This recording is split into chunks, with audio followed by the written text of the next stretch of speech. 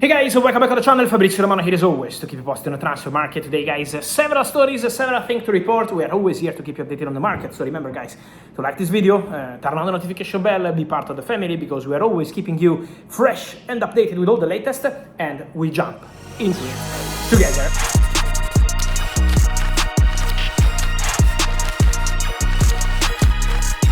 And we start from a news that was exclusively reported here on the channel almost 1 week ago. It was Friday last week. I told you, yes, Rodgers is going to Chelsea, but as part of the conversation, Garnacho could go to Aston Villa. And now the Aston Villa Garnacho deal is done, completed, and it's a here we go. My understanding, and it's an important point, let's enter into all the details of this story. Loan with an obligation to buy, salary covered by Aston Villa.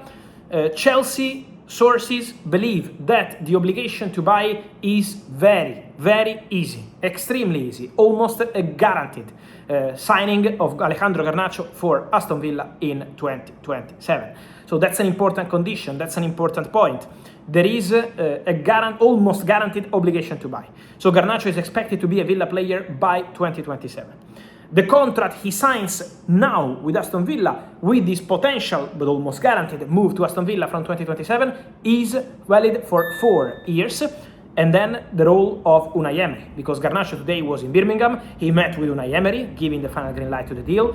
But my understanding is that in the last, let's say, 2-3 days, Unai did an incredible job. Because the initial idea of Alejandro Garnacho was not to reject Aston Villa. The idea of Alejandro Garnacho was to leave England and try a different chapter, maybe Italy, maybe Spain. He was in negotiations with Roma, but then Unai Emery changed the story. Emery spoke to Garnacho, Emery wanted Garnacho, Emery believes that Garnacho can do fantastic at Aston Villa, and so this was the driving factor to get the deal done. And so Alejandro Garnacho to Aston Villa is a here we go, and the two clubs remain in contact also about Nicholas Jackson, who is a potential target for Villa. Let's see if Chelsea want to give the green light or not. I also wanted to discuss just quickly more on Chelsea, because it's true, as reported by the English media in the last 24-48 hours, Alex Scott is a player that Chelsea approached. So Chelsea tried to understand the situation about Alex Scott, but Bournemouth don't want to sell the player. So at the moment, it's still closed doors, but Chelsea tried for Alex Scott. And Chelsea are still looking at doing something important in midfield. So Chelsea next bomb after Morgan Rodgers could be a new midfielder. Apart from the centre-back situation, we know about Lacroix, apart from what they're exploring for several positions, the midfield is something we should not underestimate.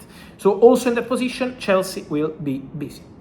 Then, talking about the here we goes of the day, guys, just quickly, Ibrahim Mbaye, after he didn't pass the medical at Strasbourg, so same Chelsea group, Blue Co, the deal was done, but he didn't pass the medical. Sporting today signed the boy from Famalicão, medical passed, 20 million euros, sell-on fee, and here we go. So Ibrahim Mbaye goes to Sporting, and Diomande is expected to join Nottingham Forest. It's not done yet, but it's getting closer. Then, important to mention some things about Real Madrid before we jump into wingers. On Real Madrid, guys, let me tell you, first of all, today, new rumors on Aurélien Tchouaméni and Manchester United. United still trying, United want to make it happen, United want Tchouaméni.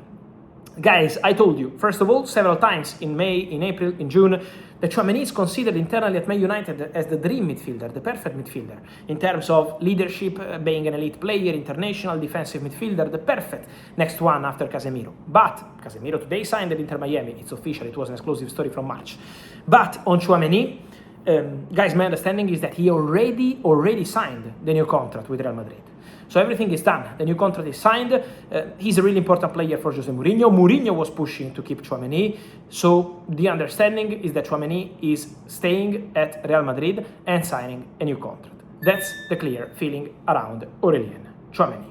And then after Tchouaméni, we have more to say also on more players at Real Madrid, because we clarified that situation. But it's also important to mention, first of all, the situation of Eduardo Camavinga. Many questions on Camavinga for Chelsea, what happened with Manchester United and all the rest. Guys, what happened is the following. Manchester United had conversations with the agents of Camavinga to understand the situation of the player. And they did the same also with Manu Koné a few days, weeks ago. So Man United are still looking for a defensive midfielder. But as I always told you on Camavinga, the only way to get Camavinga, whether it's Man United or any other club, is to get a green light from the player. And at the moment, the message coming from Camavinga, and it's the same May, June, July, is that Camavinga wants to work under Jose Mourinho and then try to stay at Real Madrid, try to revive his career at Real Madrid. So Camavinga doesn't want to leave Real Madrid. Camavinga wants to stay. Then, if from now to the end of the window, at some point, Real Madrid will talk to Camavinga, Mourinho will talk to Camavinga, maybe Camavinga will talk to them, we will see, I don't know. If at some point something changes and Camavinga opens doors to an exit, for sure Premier League is a very likely destination. But at the moment, the desire of Camavinga remains to stay at Real Madrid. Camavinga wants to continue at Real Madrid and wants to play for Real Madrid next season. Then, again, we will see what happens from now to the end of the summer. At the moment, this is the position, so we have to wait and see what's gonna happen there. Then also many questions on Gonzalo García. It's true that Fulham have an interest. It's not a new interest also because Arbeloa knows the player so well and appreciates the player. Remember that Arbeloa in January decided for Gonzalo García to stay. He had many proposals from Germany, from Italy, from Spain, from England. Arbeloa said the player is staying here, Endrick is going on loan. So this is the level of trust Arbeloa has for Gonzalo García. But the position of Real Madrid at the moment is that they are aware of Fulham being interested, but there are at least 7-8 more clubs interested in Gonzalo García. So there are so many clubs keen on the player, but Real Madrid at the moment want to let Gonzalo García work with Jose Mourinho, have the pre-season with Jose Mourinho, and then decide what to do. At the moment, there is still no green light from Real Madrid for the exit of Gonzalo García, while there is, as I told you yesterday, for example, a green light for the exit of Mastantuono, only on loan, and then for the situation also of Raúl Asensio. Then guys, talking about wingers as well, I wanted to clarify something more on several situations. The first one, Crysencio Summerville to Al Hilal, the deal is agreed. The player said yes to Al Hilal, and it's a here we go. The transfer is going to be worth £55 million plus 10 in add-ons for West Ham, and so Crysencio Summerville moving to the Saudi Pro League, moving to Al Hilal. Then, many questions on two more cases. Maghnes Akliouche and Jan Diomande with Red Bull Leipzig. So, for Maghnes Akliouche, guys, I'm aware of many questions about Liverpool, but at the moment, guys, on Akliouche, I maintain my information.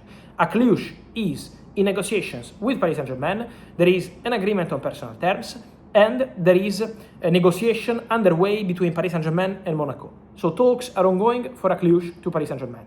Then, if there is going to be any hijack, as it happened, for example, for Morgan Rogers, who had to go to Arsenal and end up at Chelsea, I will let you know. But at the moment, the feeling is still that Paris Saint-Germain are leading the race for Maghnes Akliouche. Should anything change, I will let you know, as I will let you know on Barcola. Because on Barcola, I maintain my position. Remember what I keep telling you about Barcola and Liverpool. And then, guys, on Jan Diomande, Paris Saint-Germain are aware of more clubs trying to enter the deal. I told you last week about Arsenal calling. I told you that there is interest from several clubs trying to understand, is the deal closed? Is there a chance to enter the move? So this is why Paris Saint-Germain are aware of the situation, but PSG remain in negotiations with Leipzig. PSG are not leaving the track. PSG remain in talks with Jan Diomande, with Leipzig for Jan Diomande. So that remains the case. Should anything change, I will let you know. Guys, as always, remember to like this video, turn on the notification bell, subscribe to the channel, and see you soon. Ciao!